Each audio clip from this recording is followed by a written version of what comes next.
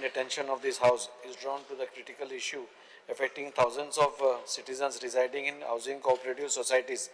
Many of these societies have not been able to transfer the title of their land from the original developers. The lack of clear title is creating significant hardship for our constituents, preventing them from selling their flats or availing any necessary loan facilities. The current stamp duty and registration fees are high, making it unviable for the society to regularize their titles. This has created a deadlock, leaving them in a state of uncertainty.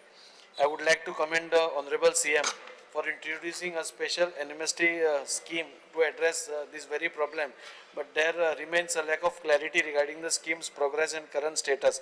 I urge the government to provide an update on the implementation of this scheme and take immediate steps to ensure that the citizens can regularize their property titles without any financial burden.